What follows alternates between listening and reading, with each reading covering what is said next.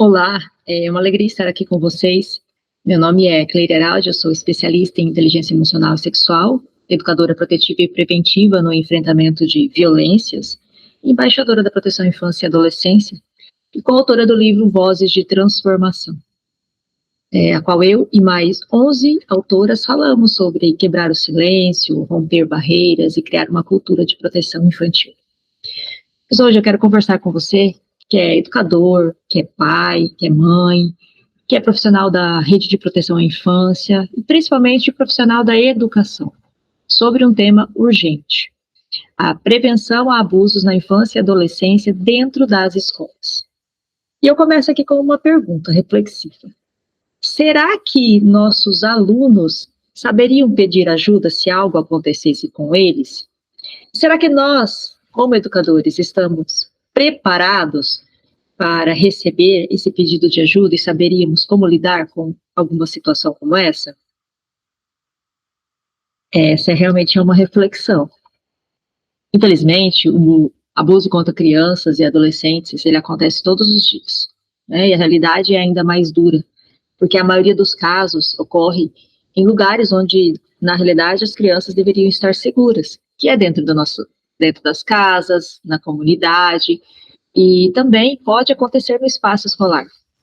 Pode acontecer em qualquer lugar. Existem aí casos e situações de abuso infantil, abuso sexual, em vários lugares. Lugares públicos, escolas, igrejas, creches, famílias, ambientes em que tem criança, corre-se o risco de abuso.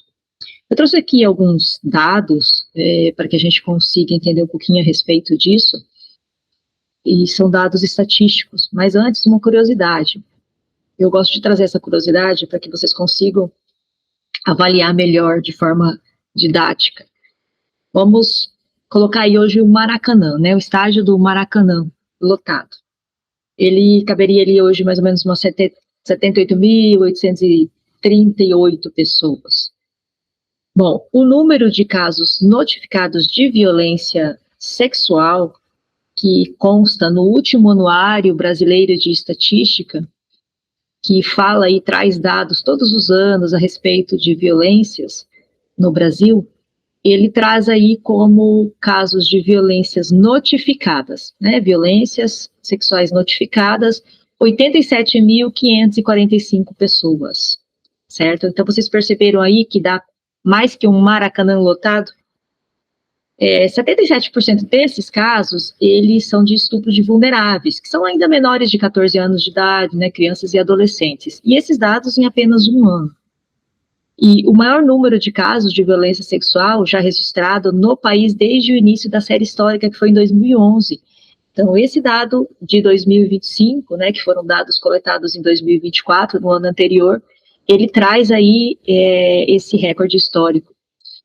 E o pior de tudo é que somente 10% desses casos de violência sexual são notificados, né? Então, somente 10% dos casos são notificados. Então, essas 87.545 pessoas são 10%, né? Isso significa que os outros 95% não foram denunciados. Muita gente calada, muitas crianças ainda caladas, e a gente vai falar também um pouquinho a respeito disso. Mas a estimativa, então, vamos colocar aí a estimativa de quantos seriam os casos realmente verdadeiros de violência sexual no Brasil, que são os não notificados juntamente com os notificados. A estimativa aí de estudiosos é que sejam na casa aí dos 80 mil casos anuais, né? Mais então aí de 10 maracanãs lotados, ou seja, quase 1 milhão de pessoas, sendo a maioria crianças, adolescentes, e 88% das vítimas são do sexo feminino. Então, mais de 80% dos casos, de todos esses casos que foram citados, acontecem no ambiente familiar ou por pessoas conhecidas, pessoas que deveriam, na realidade, proteger, e são as pessoas que cometem esses crimes. Bom, os dados mostram aí, então, que muitas crianças, elas ficam anos em silêncio, porque elas não sabem em quem confiar.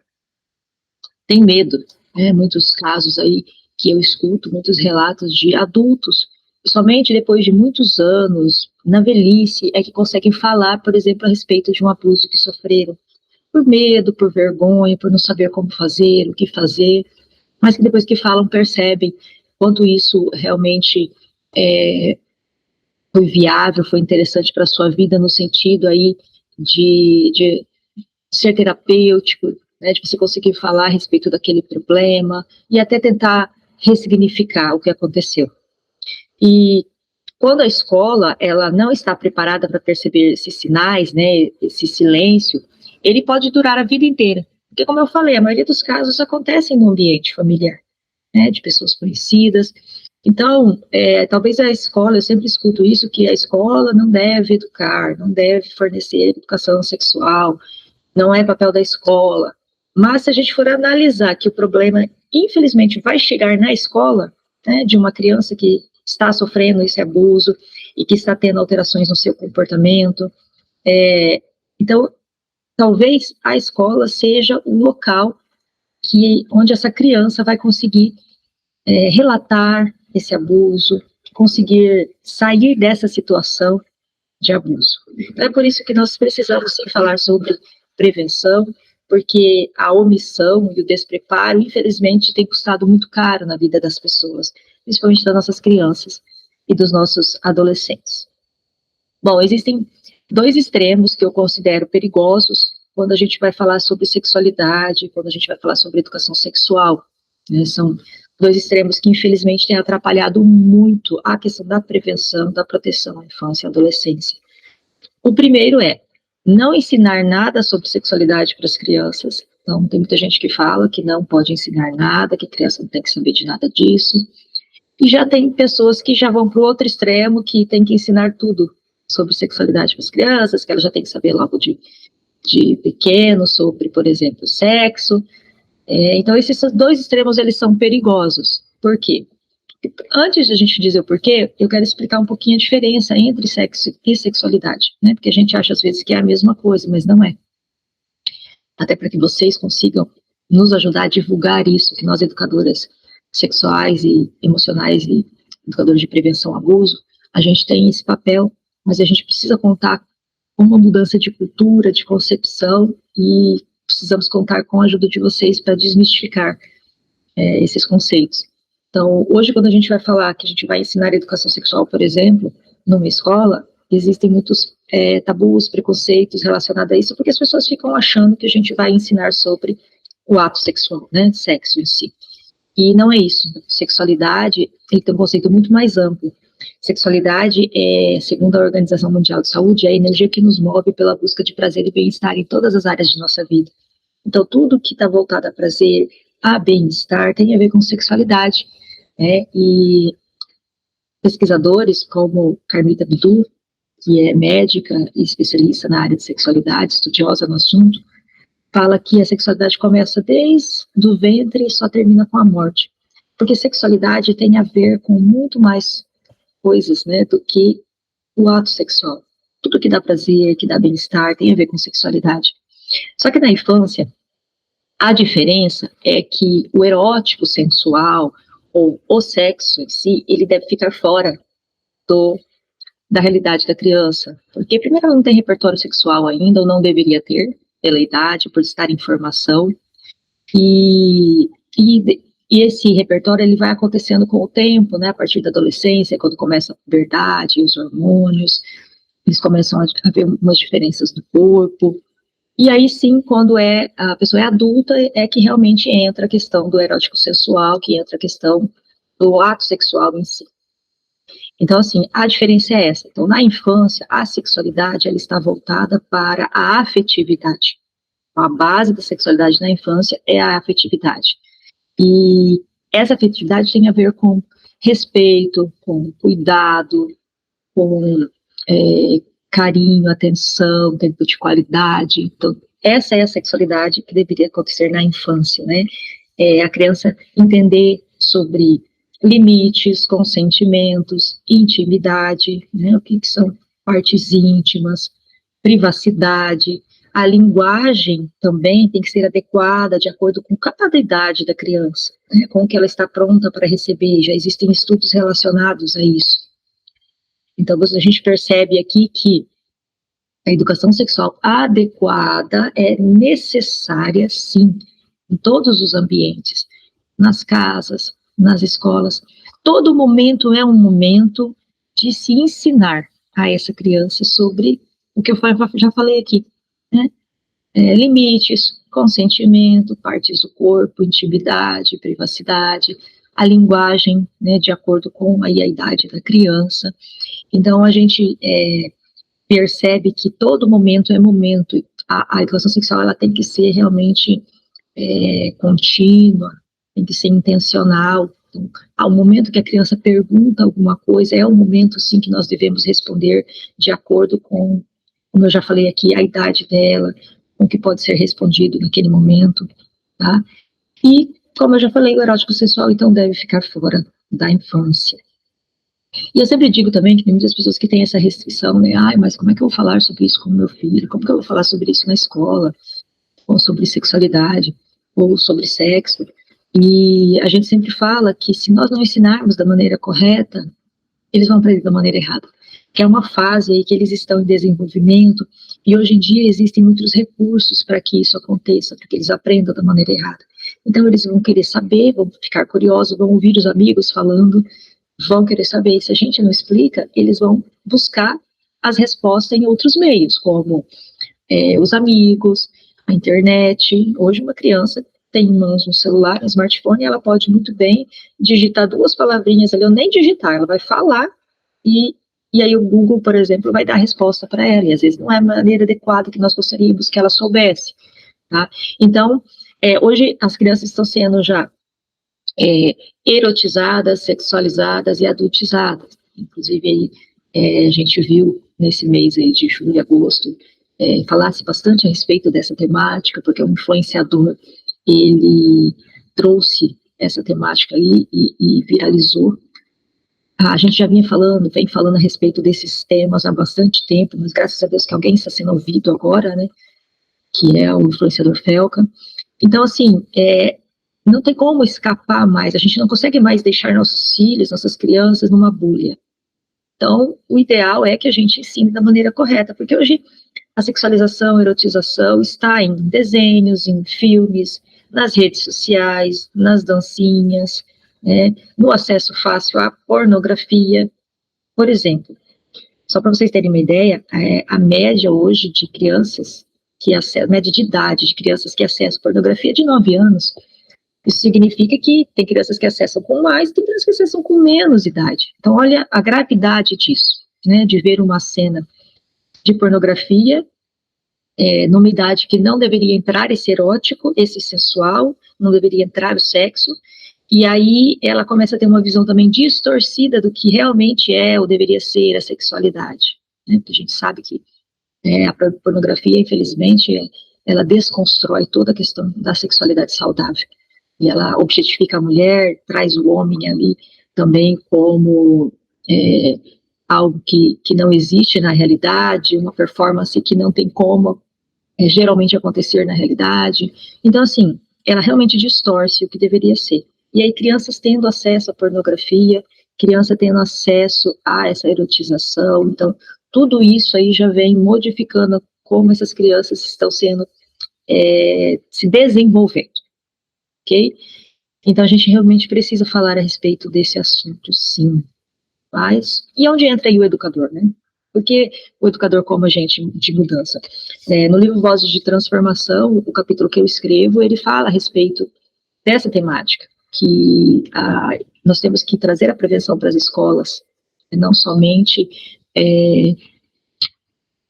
quando acontece ali alguma coisa e tentar resolver. Não, também temos que ensinar de maneira preventiva para que essa criança, por exemplo, saiba as partes do corpo, saiba os nomes corretos dessas partes do corpo, saiba quais partes podem ou não ser tocadas pelas pessoas, quais são as regrinhas de proteção, e aí com certeza ela vai conseguir se defender, ou pelo menos falar quando alguém fizer isso com ela, certo? Mas e nós, então, como educadores, como protetores da infância, como nós devemos agir, né? Eu sempre digo que você que é professor, você que é educador, você que é cuidador, não é apenas um transmissor de conteúdo, né? Esse não é o objetivo. porque o professor ele é uma referência, é talvez ali um porto seguro dessa criança, é um formador sim de valores, né, de acordo com os ensinamentos ali do dia a dia. Então, muitas vezes uma criança ela vai confiar, por exemplo, mais em você do que em outra pessoa para compartilhar as suas dores. E quando ela confia em você, quando ela confia em você, eu tenho que te dizer que é o momento realmente de você ajudar, porque ela não conta para qualquer pessoa, ela só conta para quem ela confia. No livro Voz de Transformação, como eu já falei, nós falamos sobre a importância de estar atento a sinais, né, como, por exemplo, mudanças de humor dessa criança, mudanças no comportamento, brincadeiras aí sexualizadas e fora do contexto, tem que observar. Uma criança que ela fica ali em isolamento já repentino, não era assim, agora começa a ficar em isolamento, há muitos medos sem explicação. Então, existem aí várias características, vários sinais que nós devemos estar atentos, né? Mas não é só sobre identificar esses sinais de risco, é sobre criar realmente, sabe, um ambiente seguro, onde a criança se sinta segura para falar, para confiar, para pedir ajuda. E aqui eu quero deixar uma frase de impacto para que a gente realmente analise e pense a respeito.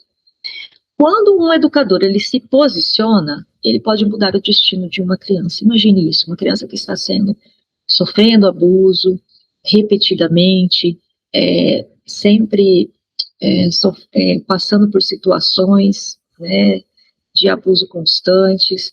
Então, às vezes, esse educador, quando ele realmente se posiciona, ele vem ali, percebe alguns sinais, consegue que essa criança confie nele, ele pode tirar essa criança desse ciclo que está acontecendo de abusos constantes, porque pior do que um abuso é esse abuso todos os dias, né? Quero passar para vocês agora um vídeo de uma criança que contou para um professor e que depois ela foi ensinada sobre partes do corpo, sobre intimidade, e aí ela conseguiu entender que ela estava assim sofrendo abuso e teve a coragem de contar para esse professor. Vamos ver o vídeo? A criança estava com 3 anos de idade quando a mãe dela faleceu. O genitor, o pai do genitor, estavam abusando dessa criança. A mãe do genitor estava maltratando essa criança. E sabe para quem ela teve a coragem de contar o que estava acontecendo com ela? Para a professora, após, na escolinha, ela aprender sobre as partes do corpo que não podem ser tocadas. Ela contou para a professora, ela confiou na professora de relatar o que estava acontecendo com ela. A direção da escola contatou o conselho tutelar, chamaram a polícia, foram comprovados os abusos e os maus tratos, eles foram presos e a criança foi adotada por outra família direcionada pelo conselho tutelar. Tu consegue perceber o tamanho da importância da educação sexual não somente dentro da nossa casa, mas também na escola, na igreja, em instituições? Tu consegue perceber o nível de responsabilidade que um educador tem, não somente para ensinar, mas para acolher e saber como agir diante de uma situação dessas? Bom, vimos aí, né, qual a importância, então, da gente falar a respeito desse tema com as nossas crianças, da gente ensinar, da gente escutar, né? E agora você pode estar se perguntando, mas o que eu posso fazer na prática, então, para prevenir e proteger? Eu tenho algumas orientações para você agora. Eu quero compartilhar algumas estratégias que existem. A educação protetiva tem que acontecer, então, desde cedo, como eu já falei. Então, trabalhar, por exemplo, algumas oficinas das emoções, da autoproteção, né? Ensinar o que é ali o toque do sim, o toque do não, explicar a diferença também entre segredo bom e segredo ruim, que os abusadores utilizam disso, né, dos segredos, para manter essa criança em silêncio. Então, você ensinando o que é o segredo bom, o que é o segredo ruim, o que é o toque do sim, o toque do não, né? Ela consegue entender através disso, através das suas emoções, se ela realmente está sendo abusada ou não, se é um toque que ela deve ficar atenta, se essa pessoa pode realmente tocar nessa parte do corpo dela desta maneira. Então, educação protetiva desde cedo.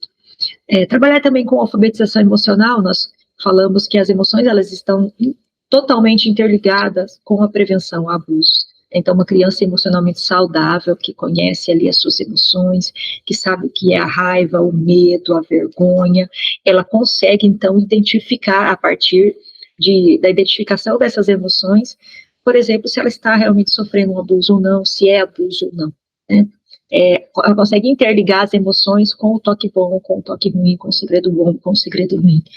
Então, quando a criança ela aprende sobre sentimentos, sobre respeito ao corpo, sobre privacidade, sobre suas emoções, aprende a nomear também o que ela está sentindo, ela também aprende a se proteger melhor.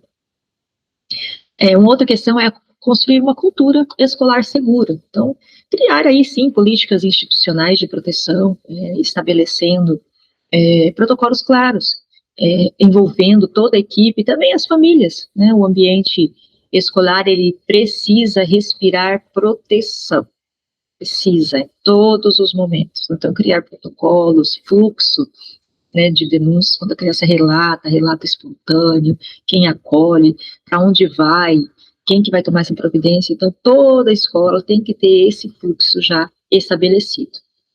Também temos que falar muito com nossas crianças hoje sobre a questão da prevenção digital, porque muitos abusos estão acontecendo nas redes sociais, nos joguinhos online, nos chats, né, que eles participam, tanto nos joguinhos quanto nas redes sociais, TikTok, Instagram, eles têm sido alvo, as crianças têm sido alvo de que nós chamamos de abusadores, agressores, predadores sexuais.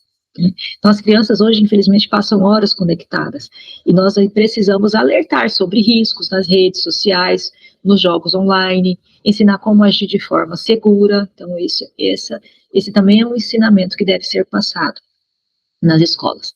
E tudo isso começa ali com pequenos gestos, mas gera grandes transformações, algumas ações práticas. A criança, ela consegue aprender muito de forma lúdica, a gente já sabe disso. Então, trazer ali recursos visuais, musiquinhas, hoje tem bastante música que fala a respeito de proteção, que fala a respeito de bullying, por exemplo, de respeitar o não da outra pessoa. Então, você traz ali uma musiquinha, traz uma historinha, e de forma didática, de forma lúdica, que essa criança vai conseguir entender, sim. Né? Bom, eu quero passar agora mais um vídeo que fala como o abuso, ele deixa aí marcas profundas para você entender. Esse é o relato de uma pessoa que passou por uma situação dessa. Toda criança tem que aprender que o seu corpinho é muito precioso. Bom, eu sou Regiane, mais conhecida como Tia Rê. Sou monitora geral no projeto e adoro trabalhar com crianças. Na verdade, eu acredito que roubaram a minha fase criança, né? Dos 9 aos 12 anos eu fui estrupada por um tio que morava no mesmo quintal que a gente. Só algumas partes a gente tem que ser ainda mais atento e mais cuidadoso. Como era um quintal com muita gente, acontecia brigas e tal. Uma vez ele bateu na minha mãe, quebrou o braço dela e ele sempre olhava e falava: se contar eu faço pior. E aí eu segurei. Como eu era a irmã mais velha, ele sempre falava, ameaçava de fazer com as minhas irmãs. E eu segurei a minha vida toda, eu fui contar para minha família na minha vida adulta. Carinho não pode ser segredo, carinho não pode te dar medo.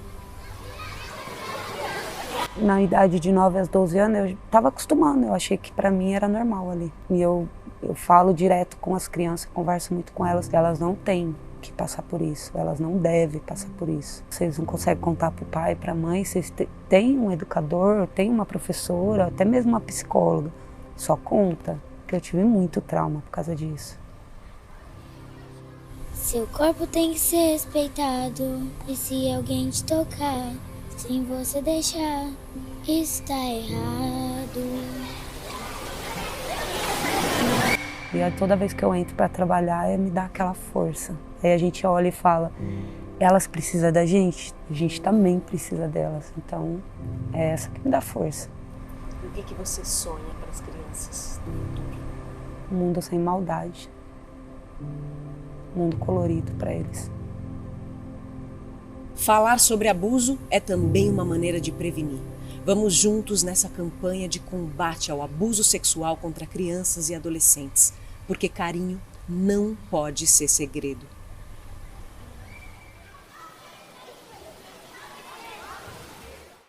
Bom, vocês viram aí que essa pessoa trouxe aí a sua dor, trouxe o acontecimento, a sua esperança, né, depois de transformar sua dor em força na luta da proteção à infância, ela também traz aí pra gente esse argumento, né, de que nós devemos todos proteger a infância, todos nós somos protetores, que nós todos temos responsabilidade com as nossas crianças, com os nossos adolescentes, para poder formar uma nova geração de pessoas saudáveis, de pessoas que não tenham ali esses traumas, esses problemas, que não tragam isso daí para os seus relacionamentos na vida adulta. E eu quero finalizar, então, com uma chamada à ação, né, que dizer que a escola, ela pode sim ser um espaço de transformação, mas só será se cada educador acreditar que a sua voz, sim, pode salvar vidas. Então, assim, nós não podemos silenciar, temos que quebrar realmente esse silêncio, romper barreiras, criar uma nova cultura de proteção à infância. Não podemos achar que isso só acontece em outros lugares, porque tem acontecido em todos os lugares, em banheiros, em escolas, em igrejas, em shoppings, em parques, todos os lugares que tem criança, existe risco de abuso sexual. Né? Então, cada olhar atento, cada gesto de acolhimento, cada palavra de proteção pode mudar uma história inteira. Já imaginou? A história que pode ser mudada com a sua ajuda? E é por isso que eu e outras autoras escrevemos também o livro Vozes de Transformação, né? Esse livro, ele é um chamado para educadores, famílias, sociedade, que nós precisamos, então, romper o silêncio e criar aí uma cultura de proteção à infância. Esse livro Vozes de Transformação. E a minha esperança é que, ao terminar esse webinar, você se veja, sim, como um agente de mudança. Porque quando um educador, ele entende o seu poder de proteger, ele não só vai ficar ensinando conteúdos, ele pode salvar, sim, vidas. Obrigada por estar aqui e vamos juntos também ser vozes de transformação.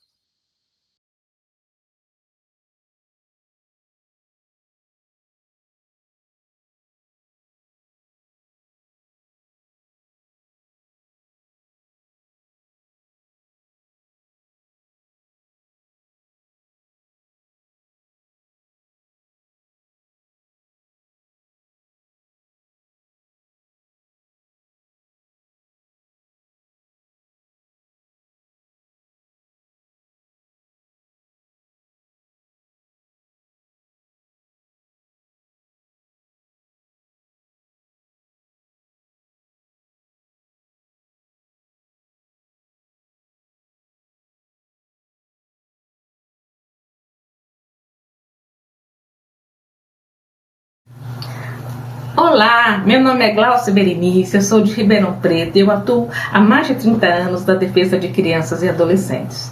Na minha jornada pública, na minha profissão, eu já exerci alguns mandatos. Fui conselheira tutelar, fui presidente do Conselho Municipal das Crianças e do Adolescente, exerci 4 mandatos parlamentares, fui prefeita interina e também secretária municipal da Assistência Social. Mas, acima de tudo, sou uma pessoa que luta pelos direitos da criança e do adolescente. Então, decidi compartilhar com vocês a minha experiência na vida pública, para que possa servir como um norte, inspiração para muitos de vocês. Vamos, então, retomar alguns princípios fundamentais para entendermos a participação, como se dá a participação e como que nós podemos transformar o poder legislativo num parceiro atuante na defesa das crianças e dos adolescentes. Primeiro, o sistema político do Brasil é o Estado Democrático de Direito, que tem alguns princípios fundamentais. Primeiro, a soberania popular. O que é isso? O poder emana do povo, que vai ser exercido através dos seus legítimos representantes, aqueles que foram eleitos pelo povo. Significa que o mandatário, o governante, ele recebeu um mandato, o povo delegou algumas funções para que o seu representante exerça. Com base em quê? Na nossa Constituição. O constitucionalismo é um dos princípios fundamentais do Estado Democrático de Direito. O que significa? Que a nossa Carta Magna, a Constituição Federal, ela estabelece e garante os direitos de todo cidadão brasileiro, estabelece os limites também para o poder estatal. Um outro princípio, a separação dos poderes, a divisão do Estado em executivo, legislativo e judiciário, para que não haja concentração de poder. Isso é fundamental entendermos a função de cada um, porque na nossa defesa, muitas vezes nós vamos ter que nos socorrer do Poder Judiciário, depois de esgotadas todas as questões, as negociações junto à administração, ao prefeito, à Câmara dos Vereadores, nós vamos ter que ir até o Poder Judiciário para garantir os direitos das nossas crianças e dos nossos adolescentes. Mas dentro também do Estado Democrático de Direito, é importante frisar uma previsão que há na nossa Constituição Federal. Ninguém será obrigado a fazer ou deixar de fazer alguma coisa senão em virtude da lei. Então, se para o particular, para o privado, ele pode fazer tudo que não fira a lei, já na administração pública, os limites são estabelecidos. A administração pública só pode executar aquilo que está previsto em lei. Então, nós sabemos como deve ser feita a política pública, como ela deve ser efetuada, como ela deve ser implementada. E nós devemos seguir tudo aquilo que é previsto em lei. Aí daí a importância de nós sabermos como traduzir tudo aquilo que temos como legislação já aprovada, uma luta de tantos anos, como traduzir numa obrigação de fazer por parte do Executivo. Então vamos pensar qual é o principal marco legal da proteção da infância. Nós estamos previstos no artigo 237 da Constituição Federal. É dever da família, da sociedade e do Estado assegurar a criança, ao adolescente ou ao jovem com absoluta prioridade à vida, à saúde, à alimentação, à educação, ao lazer, à profissionalização, à cultura, à dignidade, ao respeito, à liberdade, à convivência familiar e comunitária, além de colocá-los a salvo de toda forma de negligência, discriminação, exploração, violência, crueldade e opressão. Olha só, nós tivemos essa felicidade de ter garantido os direitos das nossas crianças e adolescentes previstos na nossa Carta Magna. A partir daí, outras leis foram criadas para regulamentar o artigo 227. Então, o Estatuto da Criança e do Adolescente, na verdade, é a regulamentação do que está previsto na Constituição Federal. E temos outros marcos legais também, como, além do Estatuto da Criança e do Adolescente, nós temos a escuta protegida, a lei Menino Bernardo, que proíbe castigos físicos, a lei Henri Borel, que criou uma série de mecanismos para proteger crianças e adolescentes da violência familiar e doméstica, e tantas outras leis. É importante lembrar que o Estado Democrático de Direito estabelece que o poder público tem a obrigação de fazer. E nós precisamos de entender como obrigar o poder público a cumprir aquilo que está previsto em lei. Precisamos lembrar que como é importante a figura do vereador. Muitas vezes nós olhamos para a União, olhamos para os estados, mas onde mora o cidadão? O cidadão mora no município. Apesar de nós termos muito dos nossos impostos enviados, destinados à União, ao Estado, e o município ficar com uma pequena parcela dos recursos dos nossos impostos, mas é no município que o cidadão vive. É aqui no município onde nós temos um acesso mais fácil, mais direto com os nossos representantes. É na cidade que nós temos poder, acesso à participação nos conselhos, a participação na Casa do Povo, nas câmaras municipais. É aqui na cidade onde nós podemos de fato exercer o controle social. Para isso, então, para que nós possamos de fato exercer o controle social, ser protagonista na definição de leis, nas proposituras e na fiscalização das leis, nós precisamos de conhecer alguns instrumentos regimentais das câmaras municipais. É fundamental. Eu, quando cheguei na Câmara Municipal, um assistente social lutando pelas crianças, principalmente crianças vítimas de violência, sempre foi minha área de atuação. E eu cheguei com muita vontade de fazer as coisas acontecerem, né? Achando que poderia mudar com uma certa facilidade a realidade das nossas crianças, mas desconhecendo, aprendendo então a partir daí quais eram os caminhos legais necessários para trilhar na garantia das crianças, da direito das nossas crianças e adolescentes. Dentro dos instrumentos que nós podemos listar, nós precisamos de pensar e falar que o vereador, ele tem uma função, né, que é garantida na nossa Constituição Federal, que é de legislar. Sim, ele cria leis, ele deve estabelecer e criar leis, mas será que é só isso? Será que é só criar leis? Nós vamos descobrir que existem outras coisas muito importantes, tanto quanto criar leis. Mas também, além de criar leis, existem limites que esse vereador tem que respeitar. A gente chama de competência. Algumas competências de iniciativa, de propor a lei para que ela seja tramitada, elas são privativas do prefeito. Só o Poder Executivo, só aquele que tem a caneta na mão mesmo, né, que pode decidir sobre a destinação dos recursos. Então, esse tipo de lei só pode ser feita pelo prefeito. Vamos ver, então, o que o vereador não pode fazer, não pode legislar, porque às vezes essa é uma grande frustração, né, que foi um pouco para mim no meu primeiro ano, com tantas vedações constitucionais para atuação legislativa na propositura de leis. O que o vereador não pode legislar? Sobre criação de cargos, legislar sobre a organização administrativa da cidade, a estruturação de cargos, de secretarias, criação de serviços. Isso é uma competência exclusiva, privativa do prefeito. Como também a criação de serviços e legislar sobre o orçamento. Muitas vezes há uma falsa ideia de que o vereador ele pode mandar construir um centro de atendimento à criança vítima de violência, pode construir mais creches, pode construir mais escolas, pode construir mais serviços de atendimento em saúde, esporte, lazer. O vereador ele pode interferir somente no momento, quando está sendo criadas algumas leis específicas, que é o PPA, a LDO e a LOA, mas nós vamos conversar um pouquinho mais tarde sobre isso. Agora, outra função importante, tão importante quanto criar lei, é fiscalizar as políticas públicas. De que forma?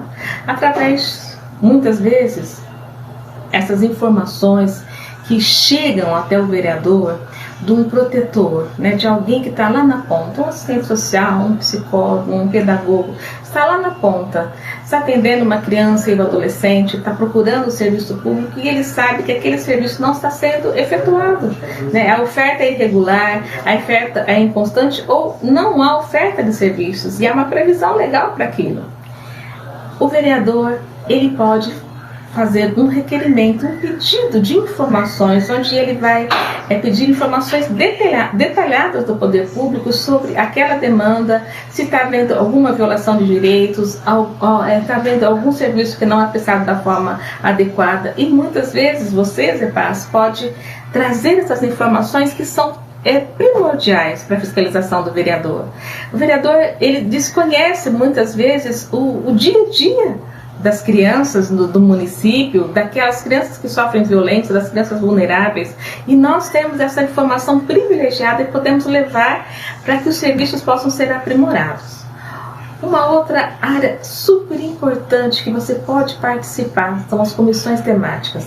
Toda Câmara Municipal tem uma comissão voltada para a criança e o adolescente. Essa comissão é uma comissão permanente, que ela está prevista regimentalmente na Lei Orgânica do município e ela é destinada para uma discussão aprofundada sobre o assunto da criança e adolescente.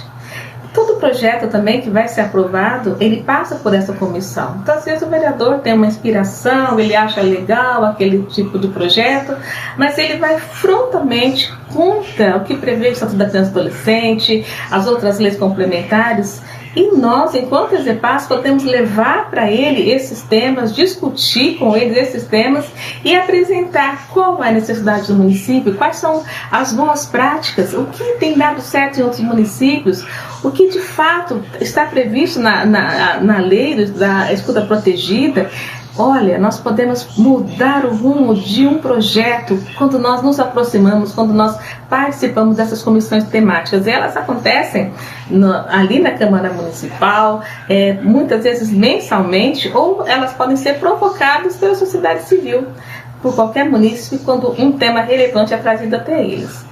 Uma outra questão importante também é a convocação de gestores, né? Um munícipe, um ativista, um militante pode chegar até um vereador e apresentar uma situação que está nebulosa, que está trazendo dúvida na condução daquela política pública, e o vereador pode convocar o secretário para ir até a Câmara Municipal e responder todos os questionamentos. Uma outra função importante também, muitas vezes necessária, é que o vereador ele pode propor uma CPI, que é a Comissão Parlamentar de Inquérito, que é criada geralmente quando há uma grave violação de direitos da criança ou do adolescente, ou qualquer violação de direitos fundamentais do cidadão. Ali, nessa Comissão Parlamentar de Inquérito, essas denúncias elas são averiguadas, elas são aprofundadas, e esse relatório depois muitas vezes é encaminhado ao Ministério Público, é encaminhado para as autoridades para que sejam corrigidas esses erros. Alguns exemplos aqui, eu acho que vocês podem ver aí na tela, que eu propus aqui na Câmara Municipal de Ribeirão Preto durante alguns anos, trouxe alguns exemplos, né? Eu fui conselheira tutelar, então eu sabia como era a estrutura de funcionamento, aliás, a falta de estrutura de funcionamento, a falta de estrutura física, operacional, administrativa. Então eu criei uma comissão especial ali na Câmara Municipal só para discutir os problemas do Conselho Tutelar e quais as medidas necessárias que deveriam ser feitas para adequar, para melhorar o Conselho Tutelar de Ribeirão Preto. Nós ouvimos os conselheiros, nós ouvimos a população, nós ouvimos a OAB, nós ouvimos os técnicos, nós ouvimos as OSCEs, ouvimos várias autoridades da cidade, fizemos visitas em loco e de tudo aquilo que foi relatado, no final foi apresentado ao prefeito o relatório final, foi encaminhado ao Ministério Público e diante das graves denúncias que foram comprovadas ali, o Ministério Público, então, ele acabou instaurando uma ação civil pública com a obrigação da Prefeitura Municipal de Ribeirão Preto de melhorar o atendimento.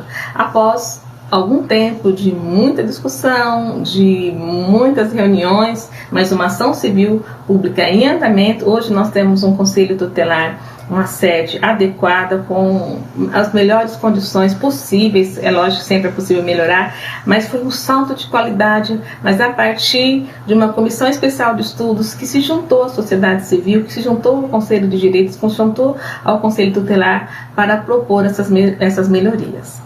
Uma outra comissão também, um outro exemplo de uma comissão que eu propus na Câmara Municipal, um assunto que está muito hoje, né, falando muito do fenômeno, a partir do fenômeno FELCA, que é a erotização de criança e adolescente. Nós temos na nossa cidade uma cultura muito arraigada dos trenzinhos, da alegria, mas infelizmente é um local onde havia muito consumo de drogas, de bebidas alcoólicas, e as crianças, adolescentes dançando as músicas eróticas, funks, e também uma situação de trabalho, exploração do trabalho infantil.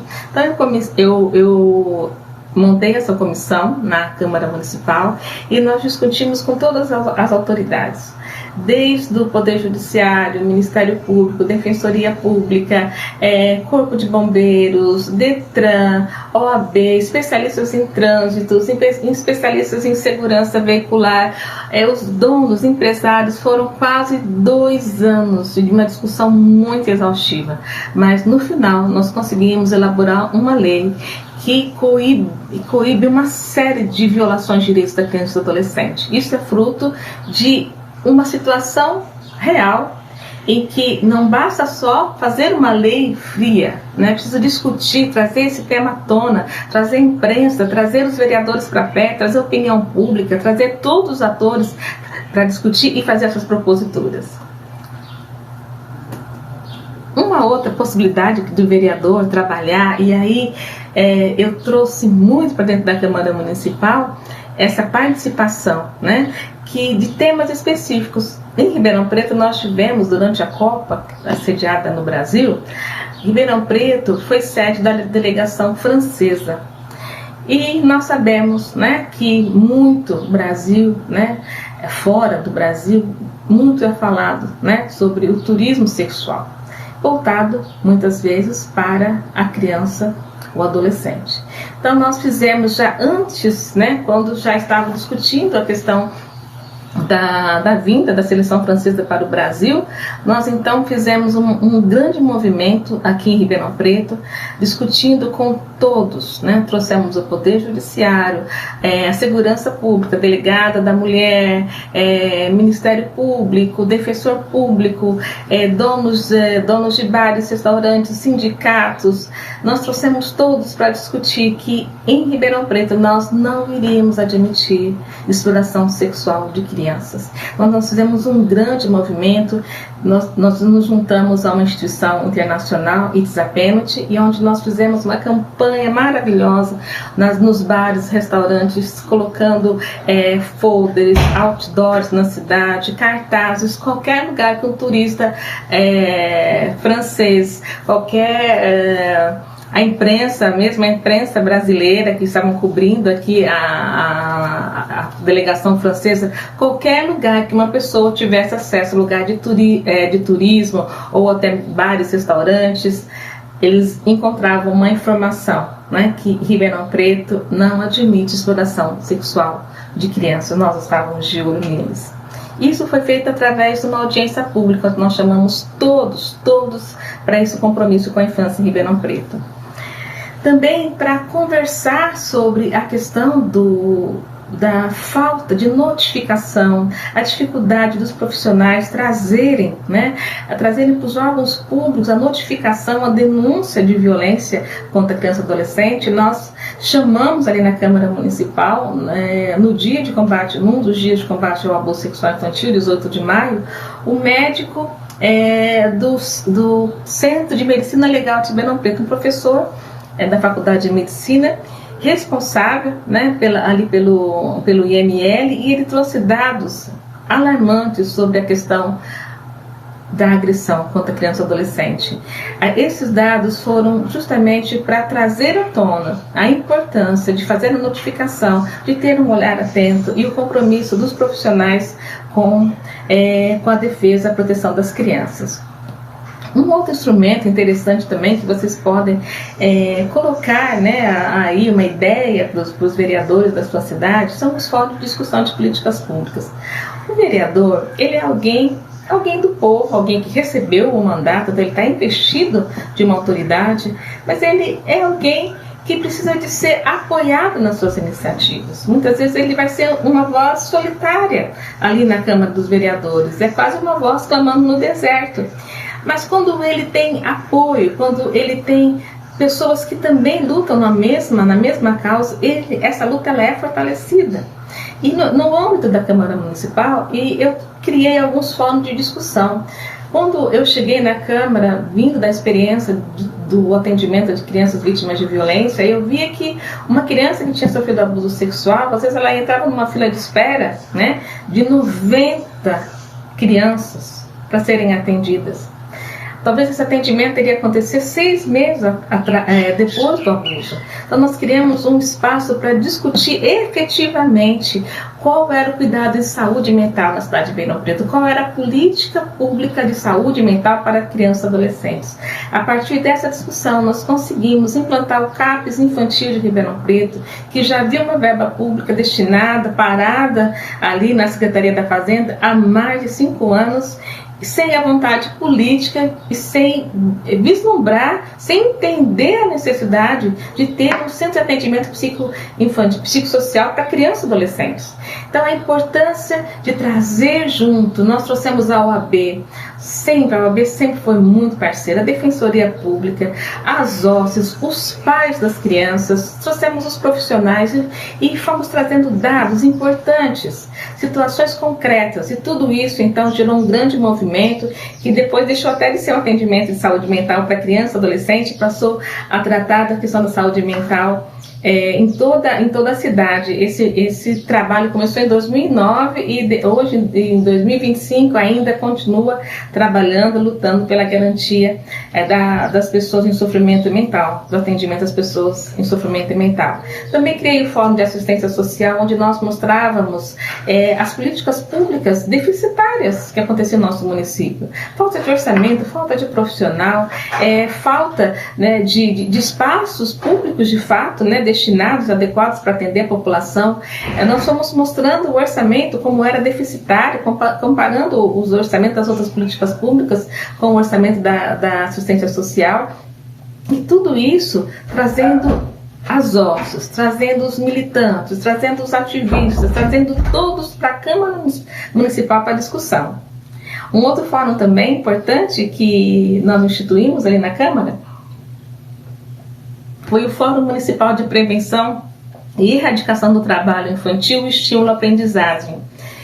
Isso para mim também trouxe uma grande satisfação, porque nós podemos trabalhar a questão do abuso sexual infantil dentro do trabalho infantil. A gente sabe, muitas meninas, elas sofrem abuso porque estão numa atividade, né, estão trabalhando como babás, como empregadas domésticas, e nós trouxemos esse assunto à tona, trouxemos o juiz de direito do trabalho, nós trouxemos o juiz da vara da infância, o Ministério Público do Trabalho, a todos os programas de aprendizagem, as associações de bairros que sabem ali, né, como que funciona essas crianças que passam ali nos centros comerciais, nos corredores comerciais, vendendo bala, vendendo doce, tarde da noite. Nós começamos a trabalhar para mudar a cultura de Ribeirão Preto com relação ao trabalho infantil. Uma outra função muito importante, muito necessária, a questão orçamentária. Não se faz política pública sem orçamento, sem dinheiro. E, infelizmente, a assistência social que cuida, né? Eu falo assistência social porque geralmente as questões de violências, elas ficam muito afetas às políticas públicas da assistência social. Mas dentro da saúde, da educação, que tem um montante maior, né? Um volume maior de recursos, quanto é focado para a criança, de fato? Quanto desse orçamento se traduz em políticas públicas para tratar crianças em situação de vulnerabilidade? E é importante o que diz o Estatuto da Criança e Adolescente. Há uma previsão no artigo 4 que fala: é dever da família, da comunidade, da sociedade em geral e do poder público assegurar com absoluta prioridade a efetivação dos direitos referentes à vida, à saúde e todos aqueles outros direitos que nós lemos no início. O parágrafo único. O que é prioridade absoluta? A garantia de prioridade compreende a preferência na formulação e na execução das políticas sociais públicas e a destinação privilegiada de recursos públicos nas áreas relacionadas com a proteção à infância e à juventude. Então, nós temos uma previsão na nossa lei maior, no Estatuto da Criança e Adolescente, de que a prioridade, elas deve se traduzir em recursos orçamentários. Quando o prefeito vai elaborar o orçamento anual, ele tem que pensar que criança e adolescente é prioridade absoluta. Mas nós sabemos que nunca é, nunca foi. Mas nós temos a oportunidade de interferir, de mudar o orçamento municipal.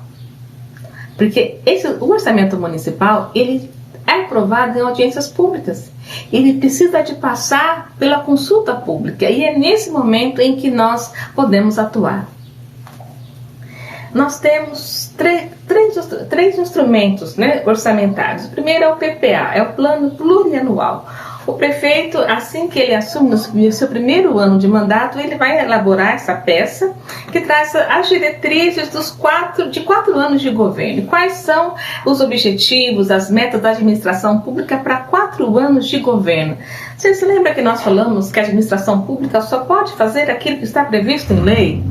Então, muitas vezes, nós lutamos para implantar certo serviço, nós sabemos a necessidade, nós queremos que aquilo aconteça, mas não está previsto em lei, não existe uma previsão orçamentária para que isso aconteça. E aí, o que acontece?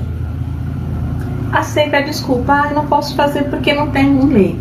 Então, hoje, esse ano, é o primeiro ano de governo dos novos mandatários. Então, esse ano, os prefeitos estão elaborando o PPA. Então, é a hora de você ficar atento, procurar a Câmara Municipal e participar ativamente da elaboração dessa peça. Mostrar as demandas da infância e pedir para que sejam incluídos ali na Câmara Municipal emendas a essa lei que vai vir lá do prefeito para a Câmara Municipal, mas você vai apresentar para ele as emendas. Olha, vereador, eu preciso que essa emenda seja incluída no orçamento, porque essa demanda existe, essa demanda ela não está sendo atendida, nós precisamos de ampliação do serviço, nós precisamos de criação do serviço. Esta é a hora, de fato, que o vereador pode legislar sobre isso. Uma outra peça importante é LDO, Lei de Diretrizes Orçamentárias. É ali onde se trata as metas e as prioridades. Não se trata ainda de quanto é que vai se colocar de recursos, mas são as metas, aquilo que foi colocado no PPA, como que vai se traduzir anualmente para atingir os objetivos do PPA. E a LOA, a Lei Orçamentária Anual. A Lei Orçamentária Anual é como que o prefeito vai gastar os recursos, o orçamento do próximo ano, as receitas que vêm dos impostos, de transferências do Estado, da União. Como que o prefeito ele vai poder gastar esse dinheiro? Vai fixar a receita e as despesas, tanto quanto vai entrar e também como vai sair.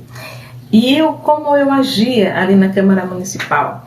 Em todas essas três peças de orçamento, eu chamava a população para participar, fazer uma discussão prévia, nos CRAS, nos CREAS, no Serviço de Convivência Familiar.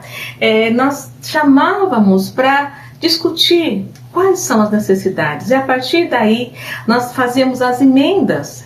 E quando a Comissão de Finanças da Câmara Municipal abria as audiências públicas, nós já tínhamos 30, 40 emendas para serem inseridas ali no orçamento.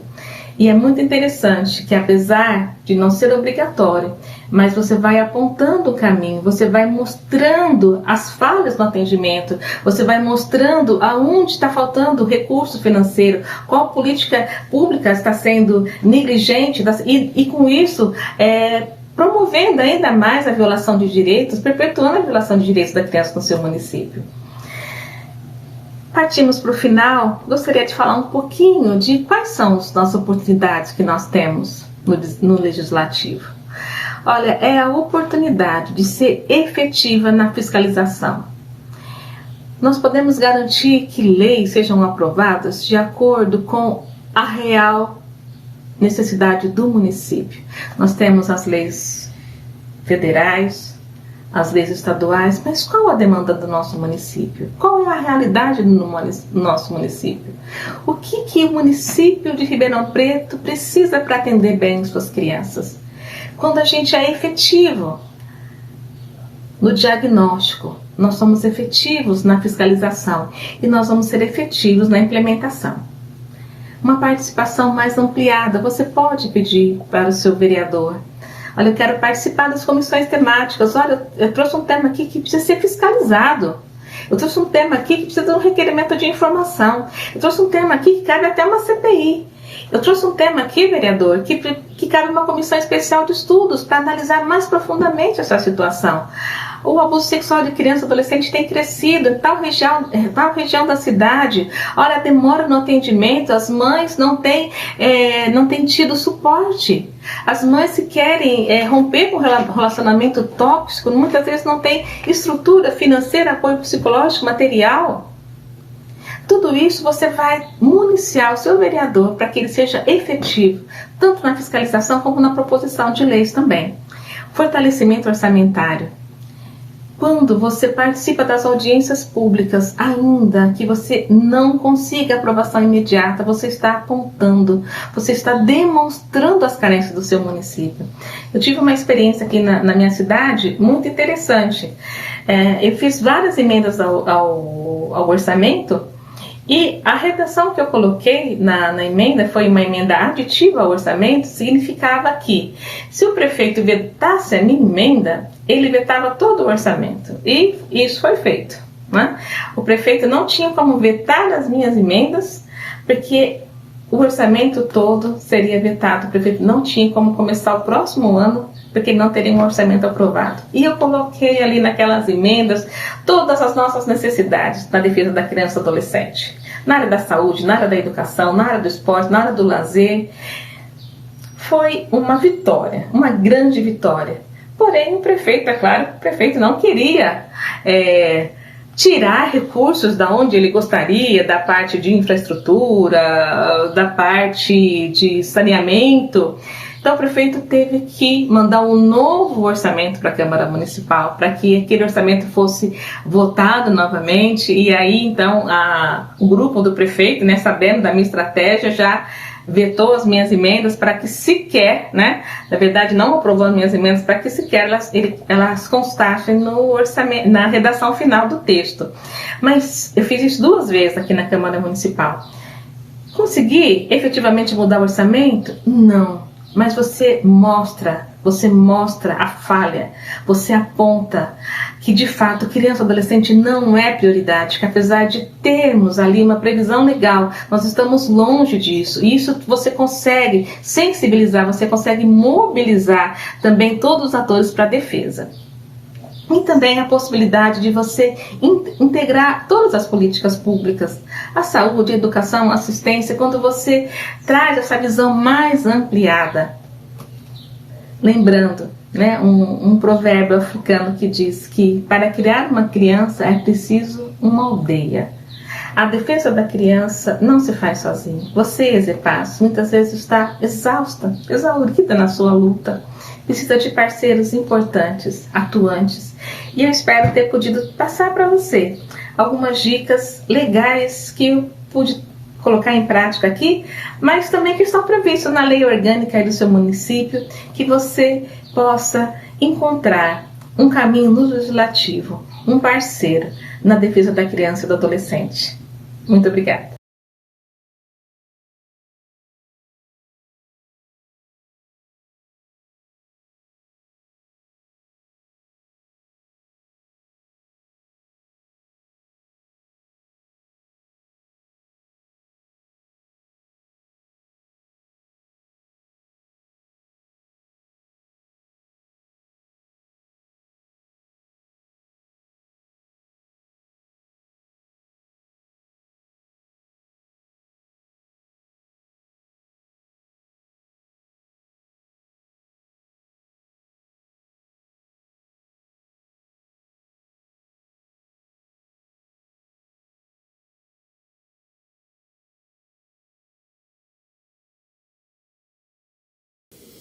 Olá, que bom estar aqui, né, no primeiro webinar de proteção à infância. Eu agradeço a oportunidade. Meu nome é Marcelo Fernandes, eu sou terapeuta emocional na abordagem TRG, que é Terapia de Reprocessamento Generativo. E antes de começar, eu quero devotar toda a minha gratidão, compreensão e generosidade à delegada Vilaneida Aguiar, né, e a toda a equipe do Instituto Vox Nova pelo convite, né, por essa oportunidade. Eu sei que é o primeiro webinar de proteção à infância e é uma correria, a gente está tensão, né, a todo momento, mas estamos aqui, conseguimos realizar, graças a Deus. E assim, desejar tudo de bom, né, que seja o primeiro de muitos, e me colocar à disposição para o que vocês precisarem. E agradecer também a Dani Zeponi, que foi através dela, né, que deu o primeiro empurrão para que estivéssemos aqui, e a Leiliane Rocha, que foi a grande mentora e catalisadora, né, do projeto em si, né, de Ezepaz, e foi por meio do qual nós nos conhecemos. Tenho conhecido várias pessoas maravilhosas que também estão lutando nessa jornada de proteção à infância.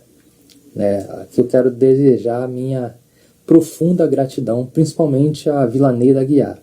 E como falando sobre infância, também agradecer aos meus pais, né? Meu pai não é vivo, mas é o Roberto Alves de Oliveira, a Dona Lígia, que mora em Mesquita. Eu estou aqui em Rio das Ostras, Lígia Fernandes de Oliveira, e a minha tia, que também é falecida, né?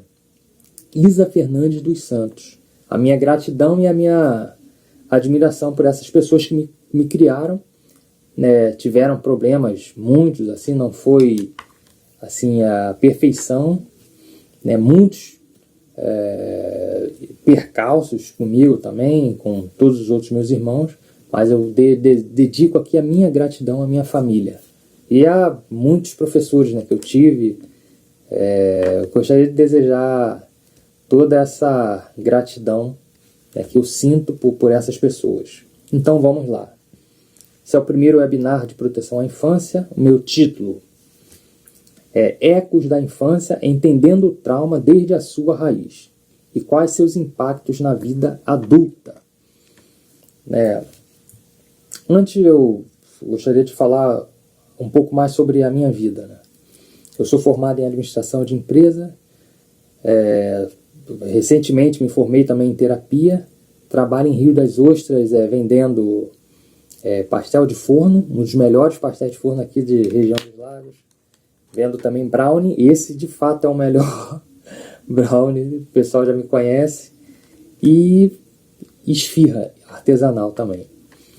E a gente está sempre nessa jornada, né, trabalhando, lidando com pessoas, e é maravilhoso. Tem uma vida aqui que eu não preciso me arrepender de nada, só agradecer a Deus por tudo, por ter me dado saúde, por estar continuando nessa labuta aí, e também lutando e aprendendo cada vez mais sobre a infância e adolescência. Vamos lá, porque o tempo corre e a gente não pode perder tempo aqui. Ecos da infância, entendendo o trauma desde a sua raiz. Eu gostaria de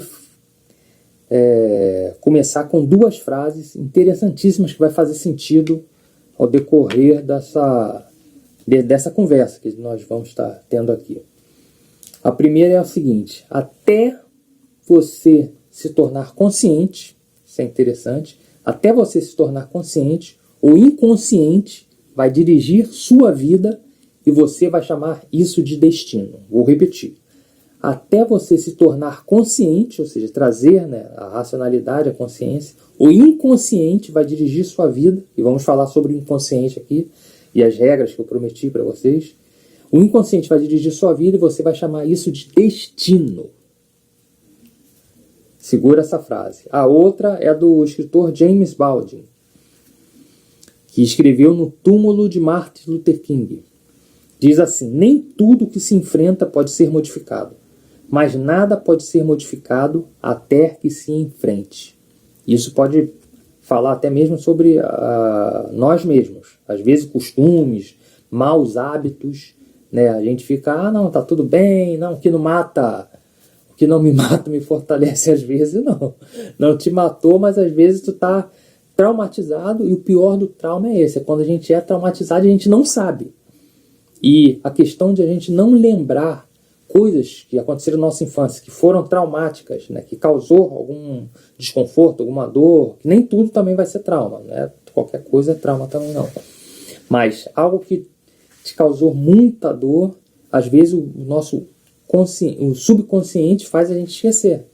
É a questão das memórias implícitas, né? Coisas que aconteceram quando você tinha 1 ano, 9 meses e tal, mesmo que foram algo desconfortável, você não vai lembrar. Até porque o teu cérebro, né, dá memórias explícitas, não vai fazer você lembrar. Mas aquilo aconteceu, foi um fato. E o teu subconsciente, que a gente vai entender aqui sobre a questão do cérebro, né, nós temos um cérebro reptiliano, que ali é a sede do inconsciente. Só que está tudo registrado ali. Mesmo que você não lembre, está registrado ali. E ele é como se fosse dicotômico. Ele só vai registrar o que é perigoso e o que não é perigoso. E é um instinto de sobrevivência que toda criança, quando nasce, ela nasce já com isso já praticamente pronto. Agora, o nosso cérebro, vamos dizer assim, que o cérebro é uma coisa só. Mas vamos dividir em 3 partes para a gente entender melhor como funciona o nosso cérebro. Tem o cérebro, vamos dizer, esse reptiliano, né, que é o dos nossos instintos. Que é, se a criança, quando nasce, ela nasce chorando, porque ela quer comida. Tudo é através dos seus instintos, né, mais primitivos. Todo mundo nasce assim. Senão a gente ia morrer. Até porque quando um cachorro, uma vaca, um gato, qualquer bicho, quando nasce, já nasce praticamente andando. E eu até vi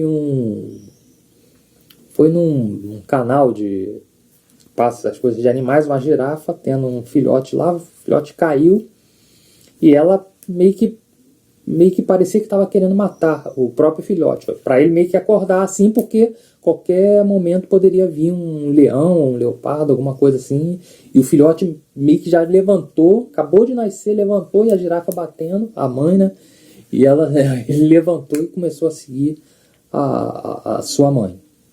Por quê? Mas agora, dos mamíferos, o ser humano é aquele que já nasce, né, nascemos com órgãos praticamente prontos, exceto um, que é o principal, eu chamo aqui, que é o nosso cérebro, que leva pelo menos mais de 2 décadas para ficar na sua maturidade.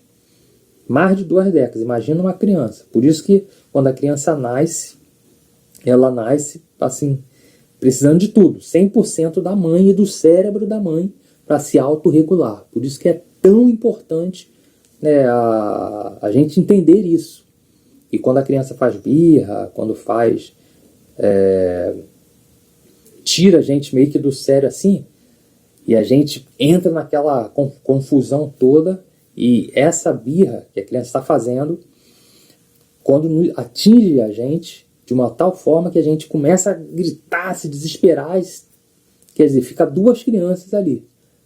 Tu não sabe quem é a criança, na verdade. Só que a criança é criança, vai fazer coisas de criança. Agora, um adulto que já tem o cérebro, o córtex pré-frontal, que é o cérebro, né, aqui da frente, já pronto, maduro, agindo assim, é porque alguma coisa lá na sua infância não foi resolvida. Está registrado no inconsciente, e a criança, né, o seu filho, a quem você cuida, somente usou como se fosse um gatilho para despertar aquilo que estava no seu subconsciente. E às vezes até mesmo um aprendizado, né, que a gente aprende de forma, vamos dizer assim, um pai que foi muito grosseiro contigo, uma mãe que não soube te dar aquele carinho, amor que você precisava quando criança. Isso aí é inato da gente. Nós nascemos para a conexão. É isso que eu quero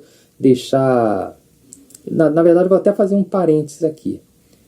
Eu quero que você, no final de tudo isso, vai ser um bate-papo muito rápido. O meu objetivo, na verdade, é o quê? Que você possa entender o funcionamento do cérebro, né? Ter clareza e consciência daquilo que eu te falei aqui. Senão você vai viver de acordo com aquele filósofo, né, contemporâneo que diz que deixa a vida me levar, a vida leva eu. Todo mundo conhece aqui, que é o Zeca Pagodinho. Por isso que entender como o cérebro funciona, trazer consciência e clareza sobre trauma e seus impactos. Esse é o meu objetivo aqui, ser luz. Não é trazer condenação, não é trazer, né, uma imposição, e nem também trazer um vitimismo. Foi por causa da minha mãe, por causa do meu pai, que eu sou assim. Não, quando criança tudo bem, a gente não tinha escolha. E a gente, por uma questão de sobrevivência, que toda criança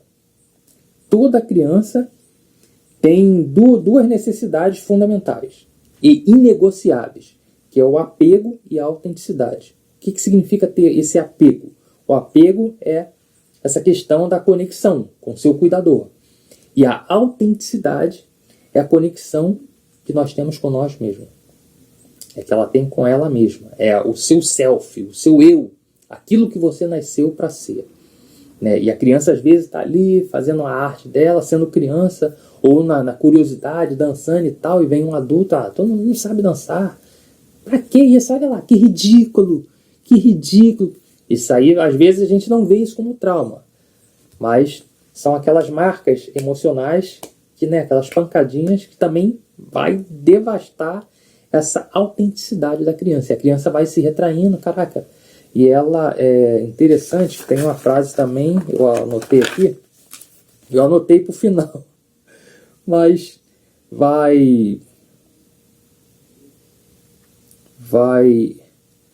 se encaixar muito com, eu acho que está aqui na frente. Tá aqui, vai se encaixar muito com o que eu estou falando agora aqui, sobre essa questão das marcas emocionais. Por quê? É até na parte do trauma. Quanto pior tratamos uma criança, pior ela pensa que é. Ela não consegue deixar o amor de seus pais. É a questão do apego que eu estou falando. E se ela tiver que... Ela tem que ter os dois, tanto o apego quanto a autenticidade. E isso os pais que têm que fornecer isso para a criança. Não é... Só que muitas vezes os pais eles não podem dar aquilo que eles não tiveram. Por isso que existe o Instituto Vox e 9 outros institutos no YouTube, sei lá, Instagram, ao invés de... Né, tem muita coisa que não vai fazer sentido, mas tem muito conteúdo bom aqui. E o Instituto Vox Nova é uma das opções para você estar sempre assistindo. E esse congresso, esse webinar aqui é a prova disso. E a criança, se ela tiver que escolher entre o apego seguro e a autenticidade, ela vai deixar de ser quem ela realmente nasceu para ser, para ter esse apego com um cuidador, mesmo que de forma precária, mesmo que de forma, né, a pessoa espancando e tal, não, mas é porque eu te amo, isso é porque eu te amo, e toma-lhe pancada, toma-lhe palavras só de, assim, depreciando a pessoa, você não presta, tu não sabe jogar bola, não sabe nada, pô, tu é um burro, tu é isso, tu é aquilo, e vai internalizando, e às vezes a pessoa esquece, não, vai amar aquela questão, ela não vai entender que é a pessoa que está traumatizada, é o pai, ou a mãe, ou o cuidador. Não, o que ela vai entender?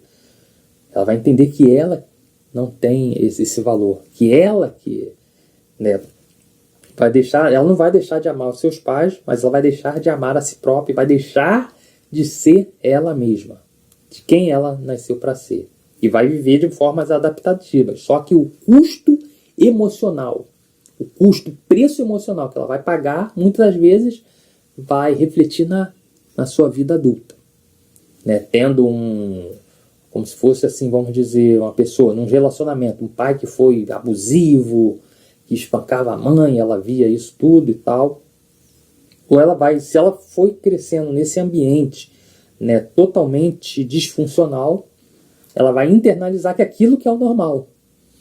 E uma das regras do inconsciente, né, tem 3 regras e vou falar logo aqui também, que ele é atemporal,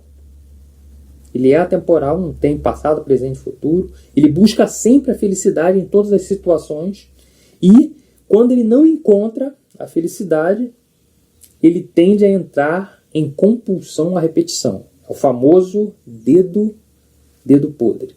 Que a pessoa, né, caraca, por que eu escolho? Eu só não entendo por que eu só escolho pessoas que vão me trair ou vão fazer coisas ruins comigo.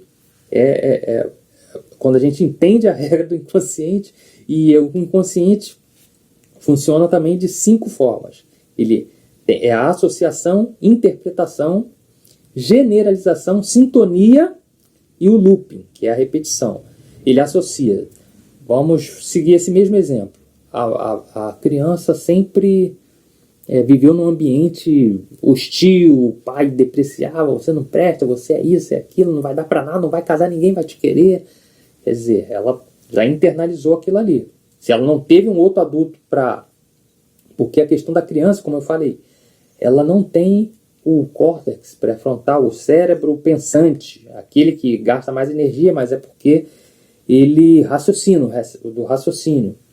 Ele não está pronto. Só quando tiver 25 anos. Imagina uma criança de 5, 3, sei lá, 12 anos, não vai ter. Por mais que ela seja para frente, tu vê, não, ela entende tudo, não entende. Não vai nessa. E o pior do trauma, que eu falo que o trauma não é simplesmente o acontecimento. Principalmente na criança. As crianças não se traumatizam porque se machucam. Isso é importante vocês também atentarem. As crianças se traumatizam porque ficam sozinhas com suas feridas. Isso tem a ver conosco também. Se não tivermos ali um adulto, por qualquer, eu estou falando de relacionamento aqui, mas qualquer coisa que aconteceu, se tiver um adulto ali vai minimizar muito o estrago. Mas se não tiver, ela vai, caraca, o que eu vou fazer agora?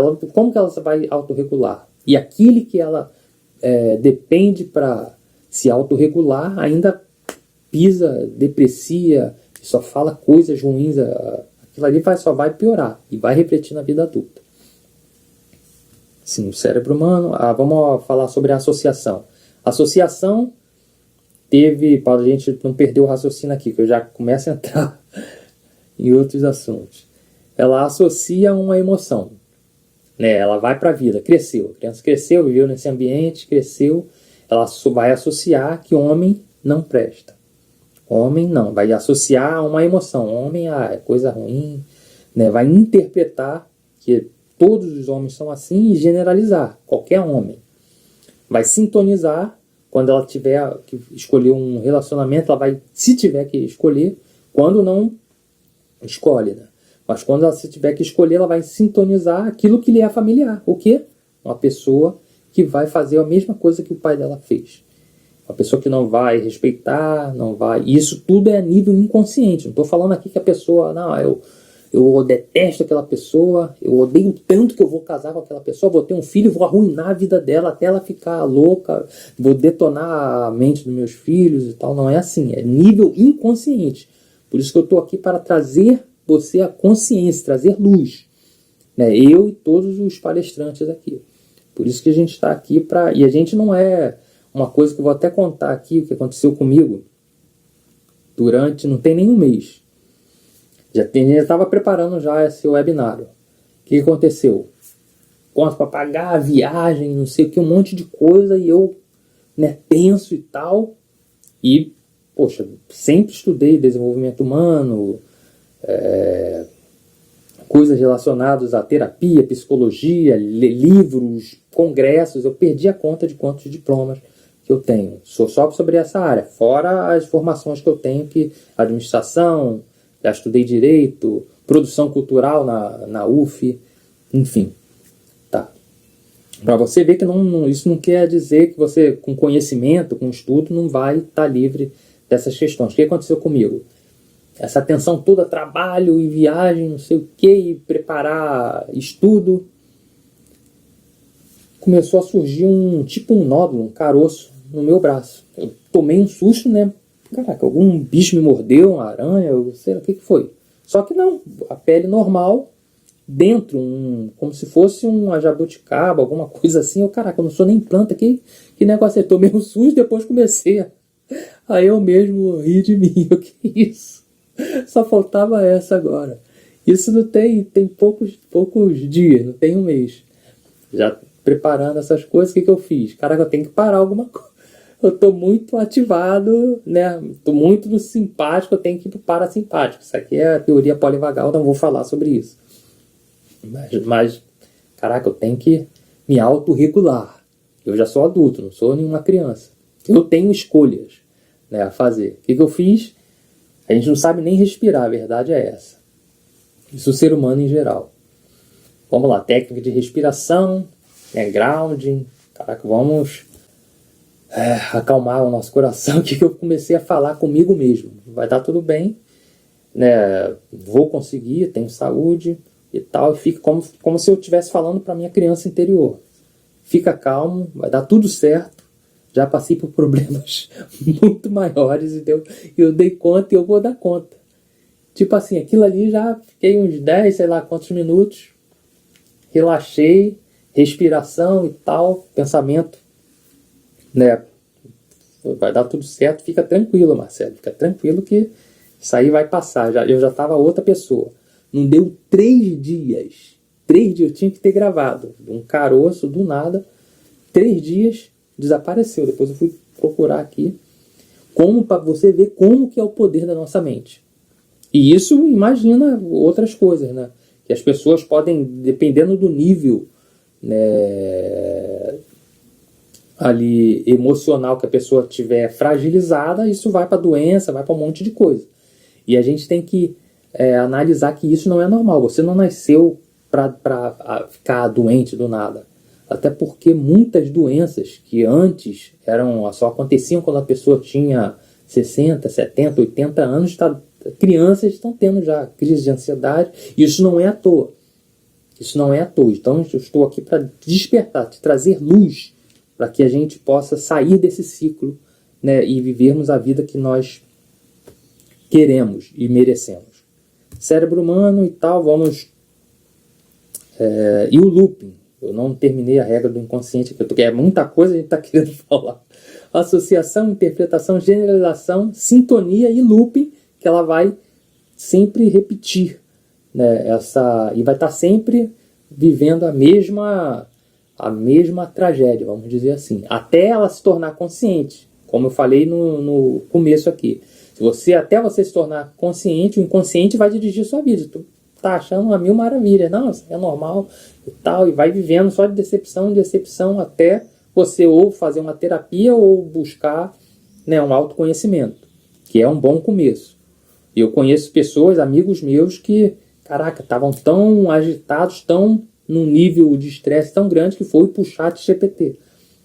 Então, achando a mil maravilhas. Só que nada substitui, né, um ser humano, que a gente necessita disso, principalmente criança. Mas toda ajuda é válida, eu não condeno, não. Vamos lá, trauma, definição. Pra gente correr aqui. Definição de trauma. De vários, eu vou ler um que eu gosto muito, do Bessel van der Kolk. Ao contrário do que pensávamos, o trauma é extremamente comum. Há muito debate sobre o que é trauma, até o dia de hoje. Mas, basicamente, o trauma não é um evento que acontece. O trauma é como você responde a ele. E eu digo, o trauma é a ferida que fica. Não é simplesmente o evento, mas é essa ferida que você carrega. Se você não tiver alguém ali para ser um suporte, te dar um suporte, se for quanto a pessoa tiver menor idade, vai ser pior. É uma experiência subjetiva. Um dos fatores de mitigação contra ser traumatizado é quem está lá para você naquele momento. Um dos fatores de mitigação contra ser traumatizado, um dos fatores que vai minimizar esse impacto, é quem está lá para você naquele momento. É uma experiência subjetiva, pode ser traumática para você, o evento em si, né? Pode não ser traumática para mim, dependendo da nossa personalidade e das nossas experiências anteriores. E eu digo assim, todos nós temos recursos de vivermos a vida que nós desejamos. Só que é como se fosse uma Ferrari. Você está numa Ferrari, só que se você não souber dirigir, não vai adiantar nada se você ter uma Ferrari ou uma BMW. Se você não sabe dirigir como funciona aquilo, muitas das vezes é isso que acontece com a gente. Vamos voltar aqui no trauma. Já falei. Comportamento é comunicação. Né? E uma frase que eu na verdade eu gravei, eu até anotei aqui. Me ame, foi da Juliana Franco. Isso foi no Master Paz, na aula lá. E isso eu gravei e anotei quando eu lembrei. Me ame quando eu menos merecer, pois é quando mais vou precisar de você. E às vezes a criança vai demonstrar nas suas atitudes, né? Por isso que comportamento é comunicação. A gente não pode associar o comportamento à pessoa, que aí você vai danificar, né, a personalidade da criança. Você não pode interpretar um comportamento como se fosse algo desafiador para você, como se a criança estivesse desafiando. Não, ela está apenas comunicando uma necessidade. Só que a forma que ela vai comunicar ou te chamando para brincar, né? Pai, brinca comigo. Não tem tempo, brinca comigo. Aí depois, quando a criança está pré-adolescente, cara, por que eu não estou entendendo por que ela fica no quarto?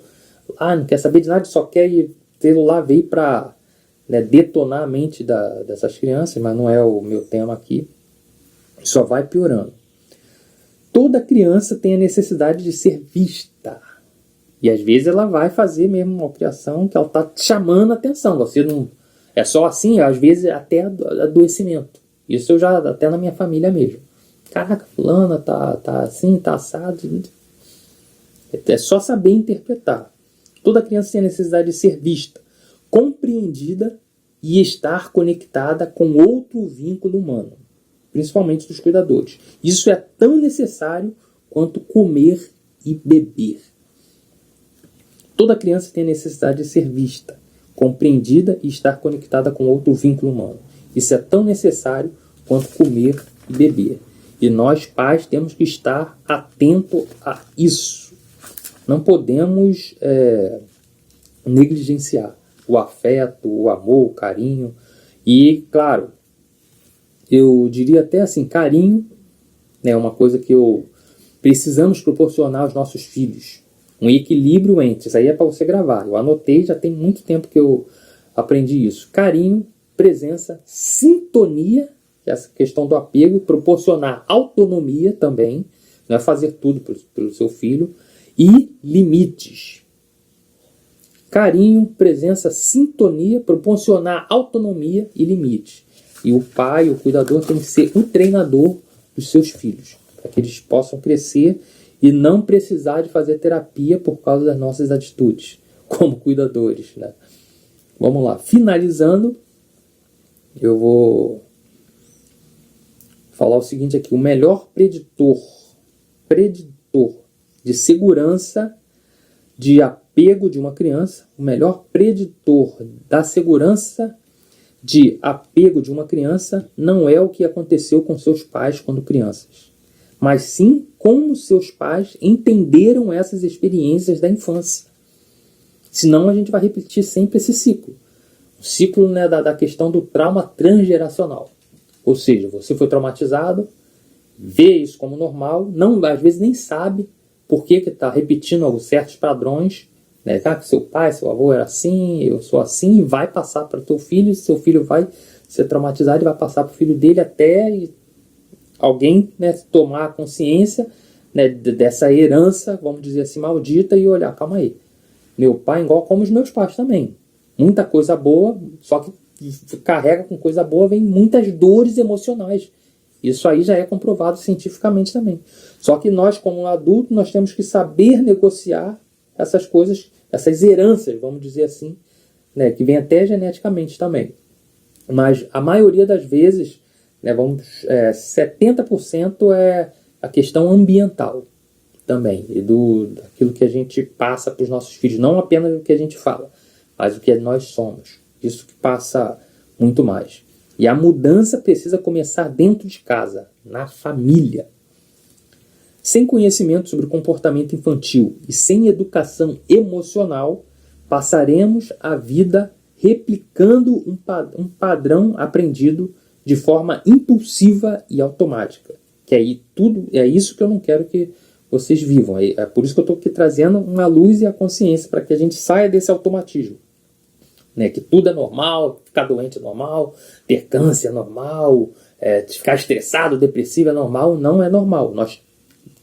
É a questão da Ferrari. A gente tem uma Ferrari, só que não estamos sabendo como lidar com essa Ferrari, que é o nosso corpo humano. Nós temos toda a estrutura e tudo para vivermos uma vida feliz, independente do que aconteceu com a gente. Agora, principalmente baseadas nas nossas emoções e não em nossa razão.